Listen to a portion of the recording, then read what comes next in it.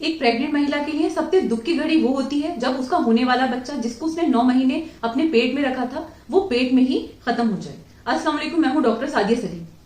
कल मेरी ओपीडी में एक रैंडम पेशेंट आई जो 9 महीने की प्रेग्नेंट थी और जब उसका रूटीन चेकअप किया तो उसमें मुझे बच्चे की धड़कन सुनाई नहीं दी।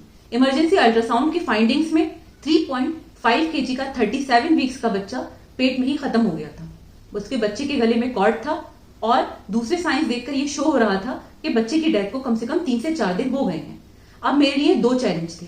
एक तो मुझे उसकी डिलीवरी करानी थी, साथ ही माँ की जान को भी बचाना था, क्योंकि जब बच्चा पेट में 3 से 4 दिन पहले ही खत्म हो जाता है तो उसमें इन्फेक्शंस होने के चांसेस बहुत ज्यादा होते हैं, मैटरनल सेप्सिस के चांसेस होते हैं और डिलीवरी के बाद पीपीएच होने के चांसेस यानी हैवी ब्लीडिंग होने के चांसेस बहुत ज्यादा होते हैं।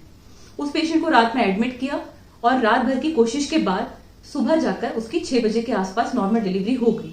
अब माँ खतरे से बाहर है। मैं सिजेरियन सेक्शन को भी ऑप्ट कर सकती थी, लेकिन जब उसको बच्चा ही नहीं मिलना था तो सिजेरियन सेक्शन को प्रेफर ना करते हुए मैंने नॉर्मल डिलीवरी को प्रेफर किया और अब उसकी नॉर्मल डिलीवरी हो गई। बाद में पेशेंट से बात करने के बाद मुझे पता चला कि उसने 3rd ट्राइमेस्टर यानी 9 महीने के आसपास कोई भी अल्ट्रासाउंड नहीं कराया था। साथ ही उसने बच्चे के फीटल मूवमेंट पे भी बहुत अच्छे से ध्यान नहीं दिया। उससे पूछने पर पता चला कि उसे 3-4 दिन से बच्चे के मूवमेंट कम फील हो रहे थे, साथ ही हल्के पेन्स भी हो रहे थे, जिसको उसने सोचा कि ये नॉर्मल है और कंप्लीटली इग्नोर किया। तो इस इंसिडेंट को आपसे शेयर करने का मकसद सिर्फ इतना था कि आपको अपनी 9 मंथ की पूरी जर्नी में अल्ट्रासाउंड्स को बिल्कुल भी मिस नहीं करना है, फीटल मूवमेंट पे प्रॉपरली ध्यान देना है, साथ ही और अनयूजुअल साइंस जैसे लीकेज और पेन, इनको भी आपको बिल्कुल भी नजरअंदाज नहीं करना है।